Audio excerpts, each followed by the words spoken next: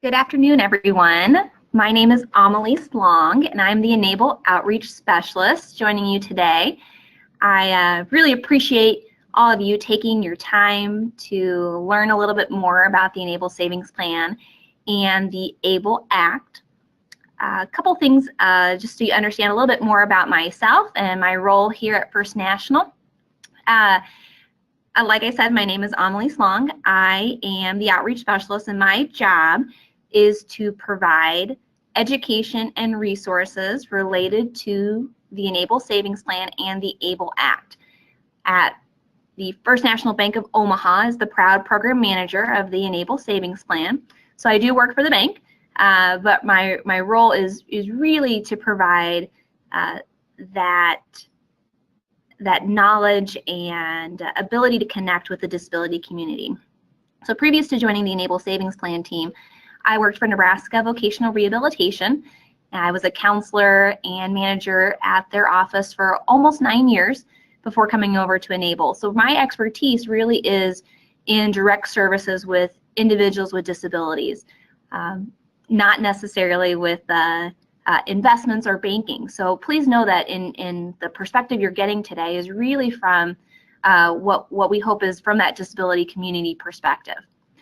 Throughout the presentation, we invite you to ask questions using the chat function. Definitely want to hear from you and what information you already have about the ABLE Act or Enable Savings, or just what questions are coming up as you're working with individuals in your practice.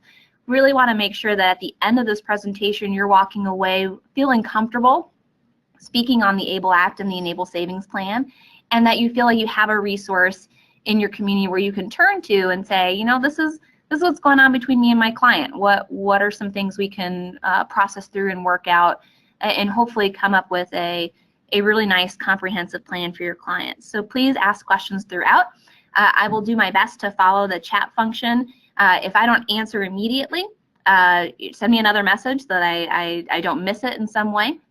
Well, please keep those questions coming throughout the presentation. I do know that this is being recorded and you'll be able to access it after today's presentation. And I'll also have our email address at the end of the presentation should you need to follow up with me personally with any questions that you might have, or as a follow-up, or if you need some more information for your practice. So with that, oh, and of course, if there's any technical issues throughout, also send us a message. So if for some reason I cut out with the audio or the screen sharing function changes, please let us know that as well. We want to make sure everyone stays online and gets all the information throughout the hour we have. So with that, let's get rolling. To structure our presentation, the first half is really going to be about the ABLE Act itself. So this is the federal legislation that is true of every ABLE program nationwide. The second half of our presentation will really focus on the specifics with the Enable Savings Plan, including contributing, withdrawing, and our investment options. And then we'll wrap up with just a little bit of information on how to connect with us, and again, just furthering that relationship so we can be a resource for you at your practice. All right, so to begin, what is ABLE? ABLE stands for the Achieving a Better Life Experience Act, and that was an act signed in 2014 on a federal level.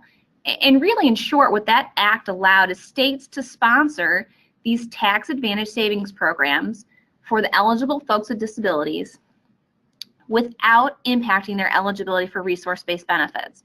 So in short, it allows folks to save beyond their resource limits for both SSI and Medicaid. So instead of having to maintain that $2,000 resource limit to receive their SSI cash benefit and all their Medicaid services, they can now save beyond that $2,000 in an approved ABLE program and keep their benefits. And we'll break that down a little bit when we go over the impact to the different benefits. The act in itself allows folks to save up to $14,000 per calendar year, and that's from all sources. So one account can receive $14,000 every calendar year. And then, of course, the ABLE Act is an amendment of Section 529A of the IRS Service Code. So much like college savings programs or 529 plans, there's a root structure with the ABLE programs. So they're known as 529A programs or simply just ABLE programs. As I mentioned in our introduction, First National Bank of Omaha is the proud program manager of the Enable Savings Plan. To explain that a little bit further, you should know that the Enable Savings Plan is really a product of the State Treasurer's Office. So Mr. Don Stenberg, our Nebraska State Treasurer, is the trustee. So we work with him to ensure that the plan is really accessible to all eligible individuals nationwide, so not just our Nebraska citizens, but really anyone that can access this program. So we work hand in hand with his office and his wonderful staff to ensure that we're meeting the expectations, not just of him and his staff, but also of the Nebraska citizens and all those eligible folks nationwide. So as a team, as you can see on the screen here, we have several different partners that go into making sure that this product really meets the needs of our folks with disabilities. So again, we work as a team, and so none of these decisions for the plan is done in isolation. So know that you have a comprehensive view from both the Treasurer's Office, from the Program Manager Office, as well as our distributor and Nebraska Investment Council. So again, Enable is nationwide and exists out of our ABLE Act from the state of Nebraska. So now let's get into the details about the account ownership. So this is the screens where we're going to talk about eligibility, who's eligible, who can be an account owner, and what are some of the implications to folks who are account owners and also receive Medicaid benefits. So to start, eligibility. Someone who's eligible for an ABLE program is really defined as anyone of any age whose disability really began before the age of 26. So it could be a young child, it can be a transition-aged youth, it can be an aging adult, as long as that disability onset prior to the age of 26. So with the Enable Savings Plan, our youngest account owner is an infant, and our oldest is actually in his 80s. So we have a wide range of customers, really a lifespan program. For those individuals whose disability did start before the age of 26, if they already receive SSI or SSDI, they are automatically eligible for an ABLE program. The Social Security Administration's already reviewed medical information, has determined that the disability does impact multiple areas of functioning, so that becomes that certification of eligibility. For individuals who do not receive SSI or SSDI, they may still be eligible, but they would need to have a letter of certification from a physician that explains that their disability did start prior to the age of 26 and does impact multiple areas of functioning. So it really needs to fall in line with the disability definition for Social Security, even if they're not receiving one of those two benefit programs. So that information, either a Social Security award letter or the letter from a physician, is not something that needs to be provided to the Enable program. We have a self-certification process, so we don't need that letter up front for folks to enroll, but it is something that you should retain should they ever be audited by the IRS. So it could come up that an ABLE account is audited, and then the IRS would want to ensure that eligibility factors or criteria are met so they can know that they can move forward with using the account. Okay, so again, it's not something you need to have on hand. When I've worked with customers, especially those who fall into that licensed physician category, I don't explain that it's something they need to go get today, that it's something they need to have in it with an immediate completion, but it is something that maybe the next time they go see their doctor, they should have a conversation about getting that letter in place and retaining it in their ABLE records, so they just have it on file should they ever need it. So on to account ownership. One of the really amazing things about the ABLE program is this program, these accounts are really designed for the account owner. And that account owner is the eligible individual. It's that person with a disability. So the account owner is both, or excuse me, the eligible individual is both the account owner and the beneficiary of the account. So that means these dollars that are in an ABLE account aren't mom or dad's or a trust. They really belong to that individual, and yet they're still protected from their resource limit. So we're talking about real asset development for that account owner, for that eligible person in their name. And so that's one of the things that was really important when looking at the ABLE Act, that really, it certainly stuck with me as someone that works with folks with disabilities, that's really tied to that eligible individual. However, you guys know that not every person with disabilities is able to manage their own funds for a variety of reasons, whether they're because of their level of functioning, or maybe just because they're a minor, they're just not of age yet. So as a plan, we've taken that into account. We know that if the account owner is a minor, a parent or their legal guardian can open and manage the account on their behalf until they become of legal age. So in Nebraska, age 19, elsewhere it could be age 18. And then if the account owner has been legally determined to need financial assistance, then the conservator, a guardian, or a financial power of attorney can manage the account on behalf of the account owner. Okay? So if the account owner is his own guardian, then he is the one legally responsible for opening and managing the account on his behalf. So with the account owners, they can only have one ABLE account open at any given point. So there are probably, I would say, roughly maybe 22 ABLE accounts nationwide. Many of which are nationwide accounts, meaning they have no residency requirement to that. So let's say an account owner opened up we'll say Florida account, and they've been using that, and now they learn a little bit more about the Enable Savings Plan, and they would like to open up an Enable Savings Plan. They would have to work with both the Florida plan and our plan to close out their existing Florida ABLE account before rolling over into the Enable Savings Plan. So you can't have two ABLE accounts, you can only have one nationwide.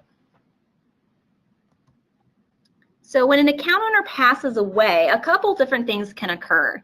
So, and this is a conversation that we tend to have quite a bit with when we're working directly with families who are going to access these accounts.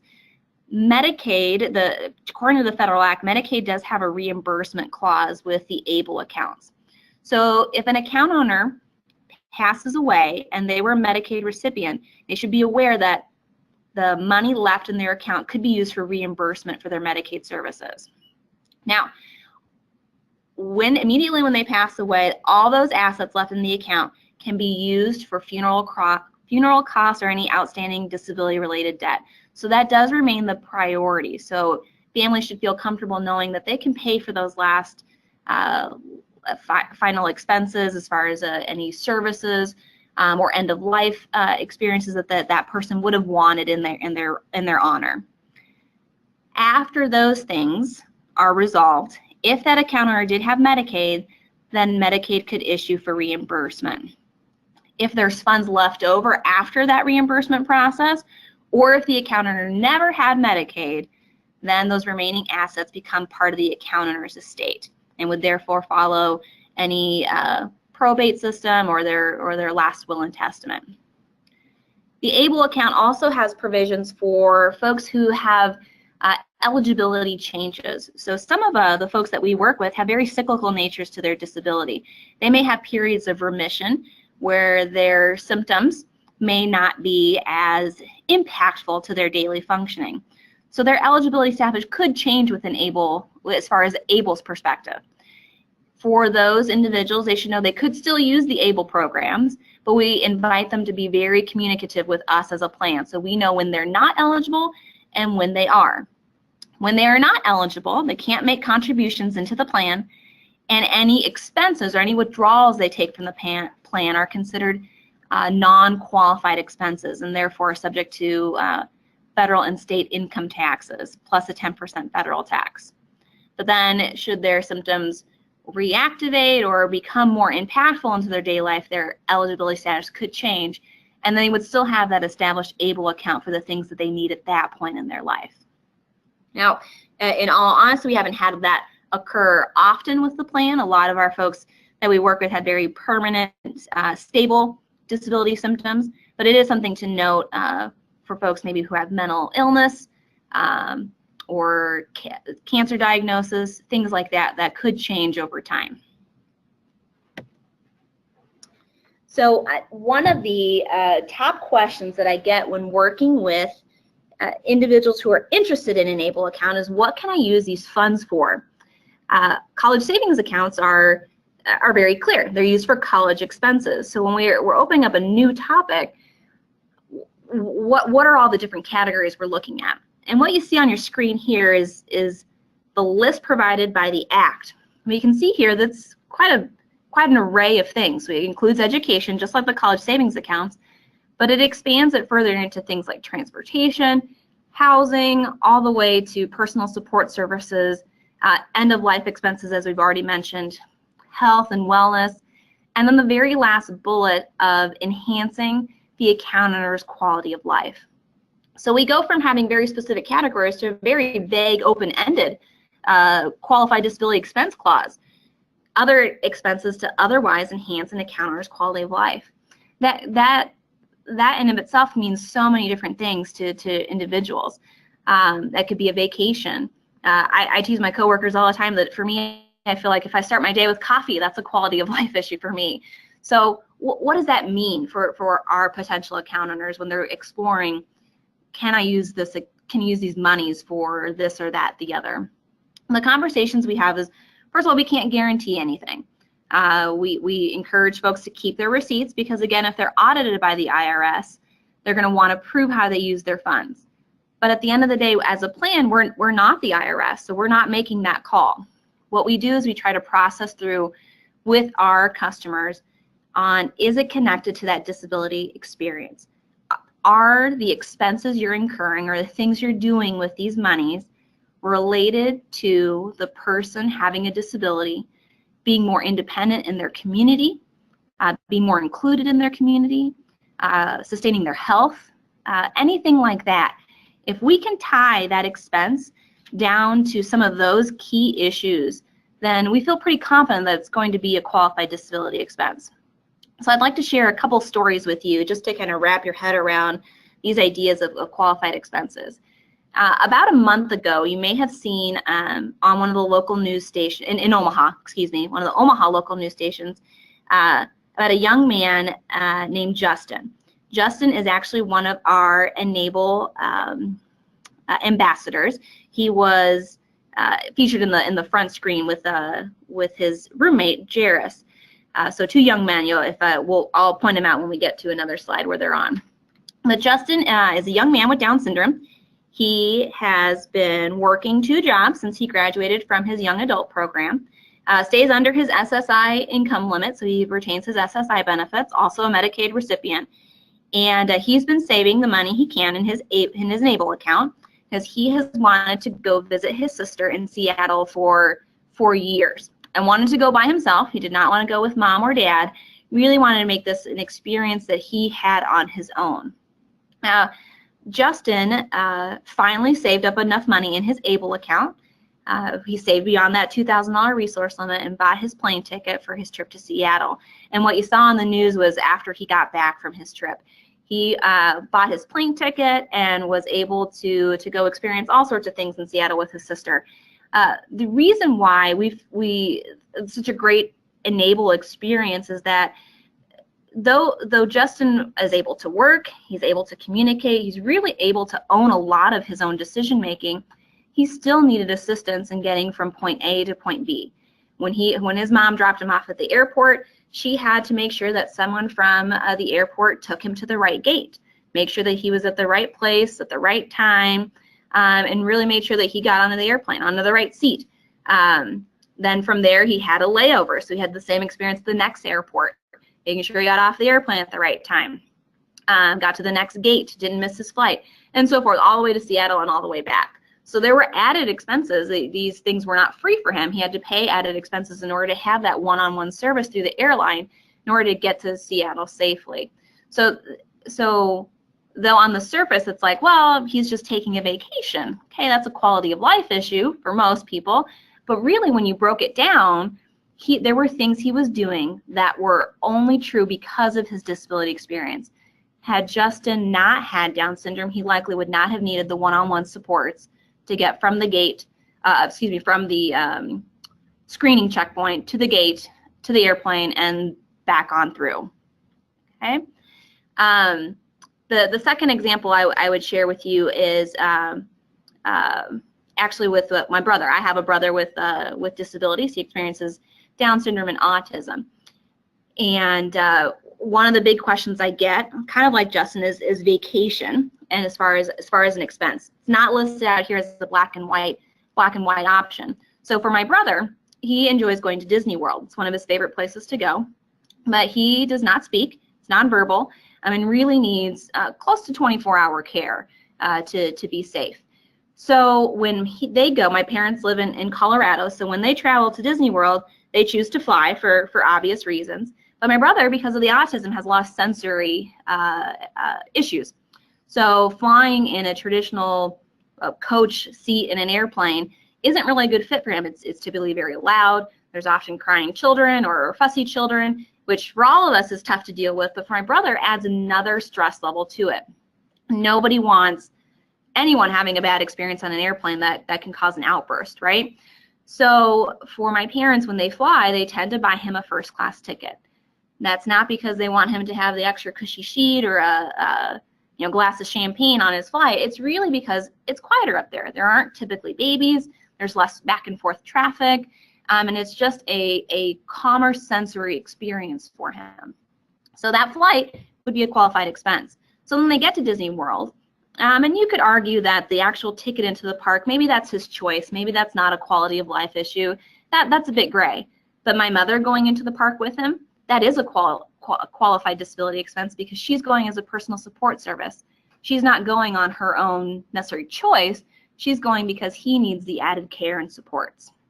And then my brother also has some dietary restrictions. So he has to be very sensitive about where he eats and how that food is prepared.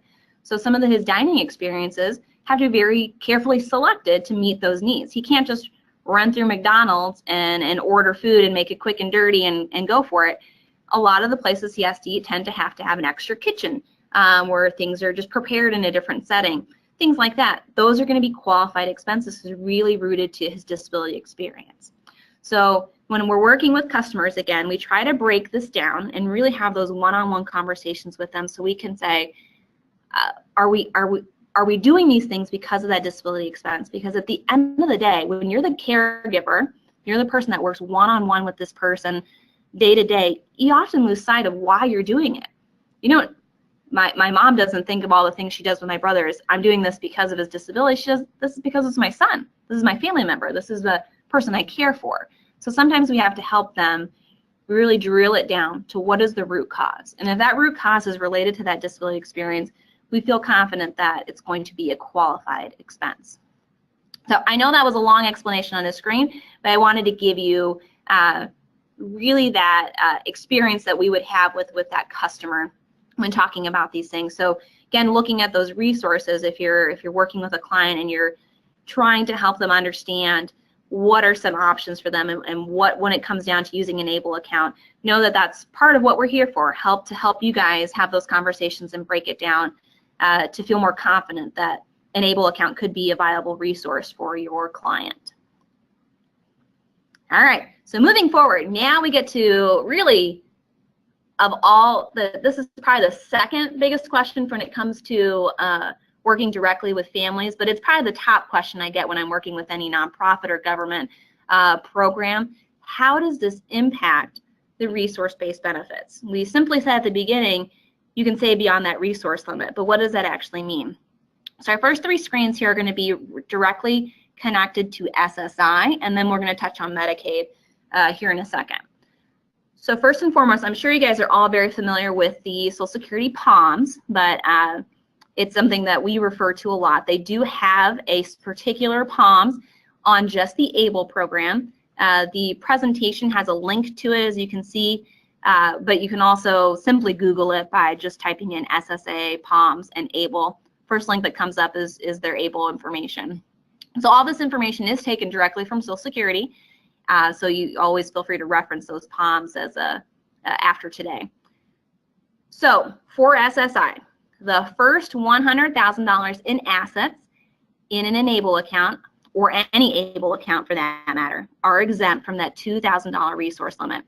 So what that means is they have their regular checking account where they receive their SSI payment, or maybe it's a savings account.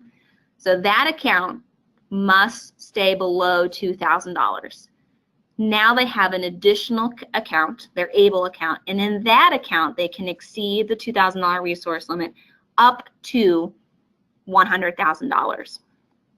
Okay, so we're talking about the two different accounts. Their regular checking account, even if they're using an ABLE program, still needs to stay below $2,000.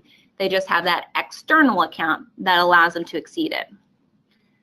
Now the POMS does state that you can retain assets from an ABLE account in a traditional checking account in many situations without penalty. So as it says on the screen here, if a ABLE account owner were to pull money out of their ABLE account and place it into their traditional checking account, and that expense or those dollars were intended for a non-housing qualified expense, then you can technically keep that in your checking account per Social Security. Now, anecdotally, when we're working with customers, we haven't found that to be a very seamless process. So we, as a plan, encourage folks, take the money out when you need to make an expense. Don't necessarily take it out and then keep it in your checking account for month on end for when you need it down the road. Really try to plan out those expenses and get the money when you need it. If you get money out and determine that you don't need it, roll it back in, so you're not having to go through the process of identifying what is ABLE money versus what is other income or your SSI payment. However, it should be noted that if you pull money out of your ABLE account for a housing expense, you must use that within the same month. The reason for that is that SSI is intended for those basic living needs, especially housing. So we want to make sure that those SSI dollars are used as intended and that you're not retaining funds for housing from an ABLE account. One of the major myths that I come across when I'm working with customers is that, all right, now I have an ABLE account, I can finally work full time. And unfortunately, at this point, that's not accurate. ABLE allows you to save more. It does not necessarily allow you to work more. So in order to stay eligible for SSI, you're still held to income requirements or income thresholds to keep your SSI. Those do not change. Okay, so if an account owner, if an ABLE account owner is a SSI recipient and is working, if they increase their hours, their SSI is still going to be impacted, even if they're putting all those funds into an ABLE account. However, contributions from somebody else, so mom putting money into an account owner's ABLE account, that does not count as income. Okay, or neither do the account earnings or any withdrawals from the ABLE account. It's just truly the account owner's earned income from an employer. So now let's talk about inclusions. So someone's been saving at $14,000 per calendar year for almost 9 years. They finally hit that $100,000 in their ABLE account. Now what happens? So any dollar amount above $100,000 now counts towards their $2,000 resource limit. So you have your regular checking account, you keep that below $2,000. Your ABLE account now has, we'll say, $101,000 in it. That extra $1,000 is added to your checking account balance. And if that combined exceeds $2,000, the account owner will lose his SSI cash benefit, but not his eligibility. So they're entered into a special suspension status under Social Security, which again does not allow them to receive the cash benefit, but they keep eligibility. Keeping SSI eligibility means they keep their Medicaid eligibility. So someone effectively could choose to save beyond that $100,000 in their ABLE account, forego their SSI cash benefit, but retain Medicaid indefinitely. Okay. So that's a key piece, really talking about a Medicaid protection even if you're saving. So as a plan, we do work with account owners as they're approaching that $100,000 mark. As you can do the math, we haven't had to do that yet because we don't have individuals who are close to that amount because of the annual contribution limit. But our plan is when it comes into effect in several years, that we would work with that account owner to notify them of that balance threshold, and then they can choose how to proceed from there. I've worked with customers who say, I'm gonna stay below 100,000. I really want to maintain that SSI income, and so that's their kind of plan at this point. Where I've had others that say, as long as I've retained Medicaid, I'm gonna keep saving. If I can save it and I don't have a need for it, I'm gonna save for that house, or I'm gonna save for that modified vehicle, or whatever that big goal might be. So it really gives that account owner that choice in deciding how they want to continue with their savings. So I told you it was 3 screens on SSI, and I lied. It was only 2, so you're a little short today. But what I do want to mention is that in the POMs for SSI, there are examples that they have written that explain some of these rules behind the SSI. So I also think it's a great place to just read through and kind of get an idea how Social Security is really kind of wrapping their minds around the ABLE accounts. Those examples are great. I use them a lot when we're working with our customers. It just gives them kind of a real life scenario to go off of. So encourage you to bookmark that and review it when you have a little extra time. So on to Medicaid. So just in the last, I would say 2 weeks, the Centers for Medicaid and Medicare finally issued their guidance for Medicaid offices across the country, and we're very happy that they really fell in line with how Social Security views the ABLE accounts, which means that they are excluding the same things that SSI is. However, there is no threshold for Medicaid, so that means any amount of money in an ABLE account is excluded for Medicaid purposes. And so that includes folks who receive Medicaid because they're CDB beneficiaries, formerly known as DAC beneficiaries, or waiver recipients. So they're able to save as much as they want in their ABLE account and retain that Medicaid status. They do have to report to Medicaid if they have an ABLE account in the state of Nebraska. Other Medicaid offices across the country also require that reporting. With whatever ABLE account that particular customer is using. So you do still have to be upfront and report it, but again, any amount that you save is excluded. And then lastly, just like SSI, any income guidelines that a Medicaid user is subject to remain in place. Even if they're putting their wages into the ABLE account, their income still counts the same as it always has with Medicaid. Okay. All right. So up until now, we've been talking about the focus has been on the ABLE Act in general. So all the information you heard is going to be true of every ABLE program you choose to look at. Moving forward, now we're really turning and focusing on enable account features. So the things that are true of our product. So this is where if you're comparing 2 plans, you're going to see some different functions. All right. So first and foremost, contributions. As I mentioned, we do have that $14,000 contribution limit regardless of withdrawal. So what that means is, let's say I have an ABLE account and I fund it at $14,000. If I take out a $10,000 withdrawal, I can't put in another $10,000 to make up for that withdrawal. It's $14,000 for calendar year flat. Anyone can contribute to an account. So it can be the account owner himself, it can be family members, friends, or it can be a trust funding the account. How you get the funds in there, as you can see on the screen, variety of different options. You can write a check, you can do an electronic fund transfer, you can pre-plan your contributions using an automatic investment plan, you can work with your HR to set up payroll deductions, and you can even 2 times per year move funds between investment options within the plan. Withdrawals, as I said, we are not in the business of determining and guaranteeing if anything is a qualified disability expense. However, as a plan, we assume that our customers are using the funds because they need them. So we assume everything is a qualified disability expense.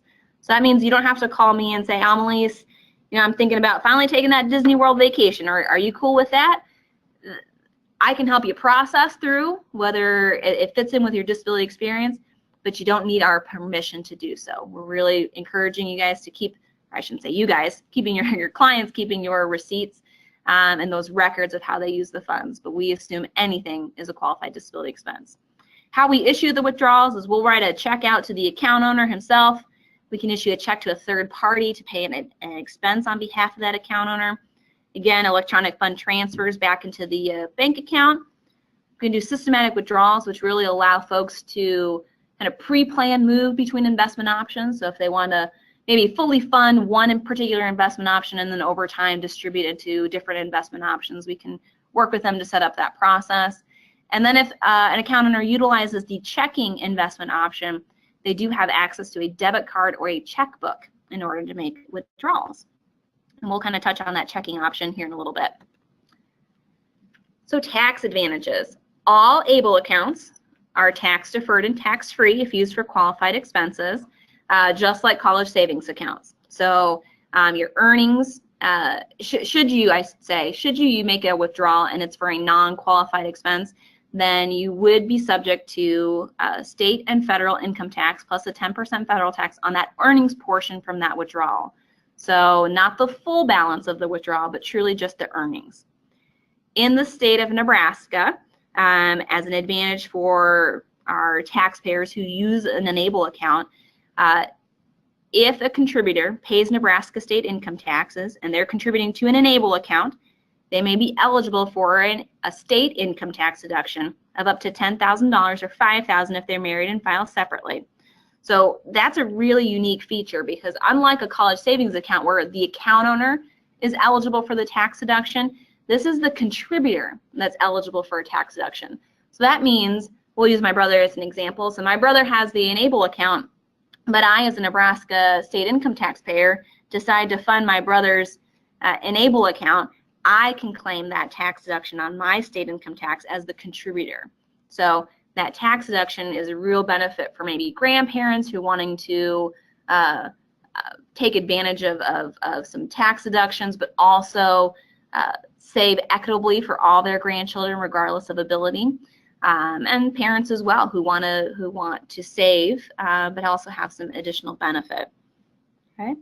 And while I have it, before I forget, here at the very top of your screen, you see the two young men in the polo shirts. The young man in the orange is Justin, and he was the one that I was telling you about earlier that took a trip out to Seattle. So anyway, that's Justin. All the people that you see up front are our ambassadors, and these are people that we work with. They all live, these guys in particular, all live in Omaha. We have some that live in Lincoln and other parts of the state. They're folks that keep us posted on how they're using their Enable account and give us feedback on how we can be a better product. So we thank all of them, of course, and special shout out to Justin for his special trip. All right, so on to our investment options. We offer 5 investment options. 3 of them are target risk investment options. So these are not FDIC insured, not offering any bank, state, or federal guarantee, so they may lose value. They are based on low-cost Vanguard mutual funds, so it really allows folks who maybe have a longer time horizon to be able to experience changes in the market, but still hopefully have some advantages from those target risk options. Then we offer a bank savings option. That one is FDIC insured up to $250,000, but they have that guaranteed return. So it's the stability of knowing that principal investment may not lose its value. So that's really kind of an investment option that sits right there in the middle. You can use it for those long-term planning, but you can also use it for short-term options as well. And then last but not least, our newest option, which just launched in January of 2017, is our checking option. It too is FDIC insured up to $250,000, and its primary benefit is that it allows the withdrawing function using a debit card or a checkbook. So really for those individuals who are looking for a short-term time horizon, really needing immediate access or easy access to their funds in their Enable account. On our website, on our website, we do have all these investment options laid out, so you can actually visit each of the target risk options and learn more about all the details regarding which Vanguard mutual funds are being used to different performance functions. So I'd encourage, one of the tabs on our website is the investment page. Account fees, we do have an annual account fee of $45. That is charged per quarter at $11.25 a quarter, and that's regardless of the number of investment options selected. So again, $11.25 a quarter comes directly out of the balance of the account. Then we have total asset-based fees, and those range from 0.5 to 0.55%. Those are not deducted from the account, but they are deducted from the earnings portion. So those are not applicable to the checking option. So they would be true of the 3 target risk options as well as the bank savings option. And our checking option, for folks that are interested in that particular investment option, they should know that there's a couple of added fees that could come into play. Their debit card is always free. That's automatically issued when they fund that checking option. But if they want a checkbook and they want to purchase those checks from the Enable Savings Plan, those do cost $6 for a box of 50 checks. And they need to have a minimum of $25 invested in that checking option in order for us to order the checks. If not, they can order checks from any vendor of their choice. So they could get, maybe they want Husker checks or Creighton Blue Jay checks or whatever they're into. They can get those separate through their own fee of choice. And then as a plan, we provide quarterly statements. And those are always free, whether they're requested to be electronic or whether they are paper statements. But our checking option provider is another bank known as Fifth Third Bank out of Ohio, and they issue monthly statements for any checking option transaction. So if you opt for those to be in the paper form, they do charge $2 a statement. If you select e-delivery or email version, or you have more than $250 in your checking option, then that statement is free. So I always work with customers to make sure that they're very clear on that particular fee, because that is $2 a month and that can add up pretty quickly. And also knowing that they're going to get their Enable statement with all their checking option transactions as well. Any transaction into the Enable account from any option for free every quarter, and they can also log online and see any of their transactions at any point. Otherwise, there's no other fees to enroll or transact. Otherwise, change investment options, access the online features, no other fees. Account limits to enroll, the minimum contribution is $50. That if someone chooses to use an automatic investment plan or a payroll deduction, we will waive that to $25. And then subsequent contributions need to be a minimum of $25. Again, unless they're using the AIP or automatic investment plan or payroll deduction feature, then we will work with them on what makes sense as far as their deduction. Then to, at any given point, we do ask for a minimum account balance of $50. Really, if you do the math, it's just ensuring that that fee is sustained throughout the year. The account balance limit, this is different than the SSI threshold. This is truly the account balance limit is $400,000. So someone can continue contributing into this account at $14,000 per calendar year until they hit $400,000. Then at that point, our plan can't accept any new contributions. The account balance could continue to grow in response to the market, but we can't accept that contribution until that's spent down or it's below $400,000. That is true of also the college savings program in the state of Nebraska. What I have here is just a snapshot from one of the resource tools we have on our website. Certainly, one of the questions we get when we work with our customers is, which one makes more sense to me, an Enable account or a special needs trust? And really what we want our customers to understand is that both have value and both are important. The Enable product is just an added tool in your toolbox when you're talking about asset development for people with disabilities. It's not the end-all be-all. It's not the perfect scenario for every person, and sometimes it makes sense to have both. So we have a resource tool on our website, and this is just a piece of that helps our customers hopefully understand some of their options when they're looking at saving for a person with disabilities. And really the goal is that they're walking away feeling, I have options, and I can really weigh my options based on what makes sense for me at this point. Maybe that'll change over time. So maybe I'll start out with a third-party special needs trust and an Enable account, and maybe someday I won't need one or the other. But we really want to make sure that they walk away feeling I have options. I now have some choices in how I want to save my money and how I want to access those monies. One key piece that I would note is that Enable savings plans you can use for housing expenses. So we have had customers who will have a trust that feeds an Enable account specifically for that access of housing funds. So last but not least here, and hopefully an important resource for you, is how to get a hold of us. Hopefully you've learned a lot about the ABLE Act and a little bit more about how the Enable Savings Plan as a product works, but really we want to be here as a resource to you. So as you're working with folks in your practice, when do you bring up Enable? When do you reach out to us? So we do have our website, which is fully comprehensive. We have our blogs, we have news and events, we have all our investment options and their lineups on there. So there's plenty of information for you to really dive deep into it and really learn a lot more about ABLE and Enable. But you can also reach out to us via Facebook if you're a social media person. We always appreciate likes and shares on our stuff, but it really an underutilized tool is sending us a message through the Facebook app. So you can actually send us a direct message, or your customers can send us a direct message, and we're able to work with them one-on-one to get their questions answered. If it makes sense to meet, we can schedule meetings through that.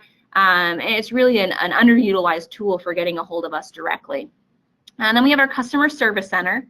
And when I mean by getting a hold of us directly, you'd be completely connecting to myself or my supervisor who work here at Omaha for First National. So you're really getting a hold of a live human being who does the education on a day-to-day basis. Our customer service center is a back office customer service center. They are super helpful, especially if you're having any technical issues, wondering where I sent in my contribution, I don't see it online, what's going on, and basic questions. So they're available Monday through Friday, 8 a.m. to 8 p.m. Central Time. And so they're really, they're quite helpful. They have no wait time, so our customers can call and they can really have, get one-on-one service for how to walk through an enrollment, or I'm stuck on a particular screen, what does it mean? Or I got this letter, can you help me understand it? So we're really there to give folks some of that one-on-one attention. But if you're looking for that processing or breaking down some information, getting a hold of Joanna, my supervisor, or myself, for those global questions or those weird scenario questions is really what we encourage you to do. So, I don't have my email address on here. I apologize. So to contact Joanna and I directly outside of the Facebook function, you can email us at enablesavings@fnni.com. So enablesavings@f as in Frank, N as in Nancy, N as in Nancy, I.com. That email comes directly to us, so you're able to connect with Joanna or myself on your questions. The email address on the screen currently goes to our customer service center. Okay. And then last but not least, I do have disclosures as an investment product. I'm just going to read through these. Bear with me. I read fast. So the Enable Savings Plan, or the plan, is sponsored by the state of Nebraska and administered by the Nebraska State Treasurer. The plan offers a series of investment portfolios within the Nebraska Achieving a Better Life Experience Program Trust, or the Trust. The trust serves as the issuer. The plan is intended to operate as a qualified savings program to be used only to save for qualified expenses pursuant to the Achieving a Better Life Experience Act of 2014 and Section 529A of the U.S. Internal Revenue Code. Investments are not FDIC insured. No bank, state, or federal guarantee may lose value except the bank's savings and checking investment options. This material is provided for general and educational purposes only and is not intended to provide legal, tax, or investment advice or for use to avoid penalties that may be imposed under U.S. federal tax laws. This material is not an offer to sell or a solicitation of an offer to buy any securities. Any offer to sell units within the plan may only be made by the program disclosure statement relating to the plan found on our website, www.enablesavings.com. So with that, I'm going to go back to our contact screen here. I am available as long as you need to answer any questions that you may have. We can do that through the webinar system. And also feel free to reach out to us anytime through that email, enablesavings@fnni.com. And hopefully you'll see us as a resource as you develop your practice and work with folks with disabilities in your communities. And thank you so much for your time today. And thank you so much for all the ladies, Amy and Elisa, for helping us coordinate this and really putting it together, walking me through the GoToMeeting site. And we appreciate your support and assistance throughout this whole process. So thank you. Again, I'll stay online as long as questions are coming on.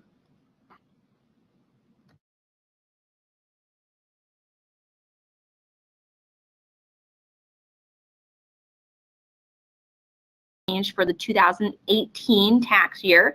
What we do know is that legislation was issued in March of 2015 to make improvements on the ABLE Act, and it's known as the ABLE 2.0. These changes would include increasing the annual contribution limit to actually $28,000 per calendar year.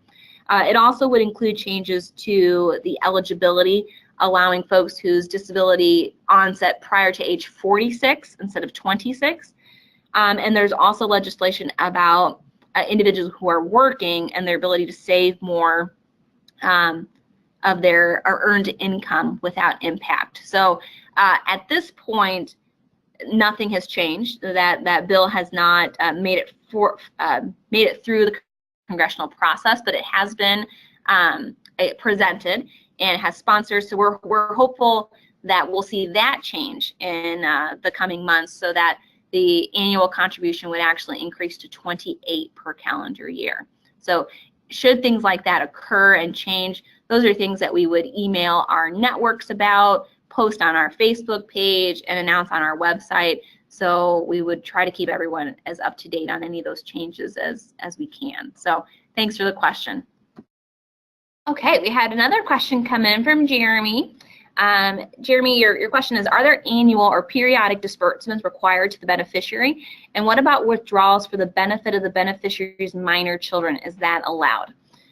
So question one, are there requirements for withdrawals? There are not. You, account owner, may choose to withdraw quite frequently or need to withdraw quite frequently. And we have others that might be saving for really long-term goals. So they may not withdraw for several years because maybe they're saving for a large expense. So there's no annual requirement on our end. There's no requirement also on contributions into the account. If that minimum balance is maintained at $50, that's really the only requirement. As far as withdrawals for the benefit of the beneficiary's minor children, so the account owner, beneficiary of the account, a qualified expense is really related to their disability experience. So what I would say, exclusively no. If the account owner was just buying something for their minor children, and the minor child was the only one that was going to benefit from that purchase, then I would say that that's not likely to be qualified. But let's say the account owner purchases something that benefits himself as well as his children, that would still have that qualified piece to it. So an example might be, let's say you have an account owner who uses a wheelchair, and that account owner needs to purchase a modified vehicle in order to get places, right? So they save and save, and they finally buy their modified vehicle. Now the account owner is able to get herself to from work, and to from doctor's appointments or what have you. But she also has 4 children, and she also transports those children to baseball games or school or their particular events. Those children are certainly benefiting from that withdrawal or that purchase from an ABLE account, but the main beneficiary, the root benefit, comes from that person with a disability being able to have safe and reliable transportation. So again, I think it needs to be connected to that. The main benefit needs to be as a result of the account owner's disability experience. If there's secondary benefits to it, we know that the IRS has said that is acceptable, but that primary needs to be with the person with a disability. So hopefully that's helpful.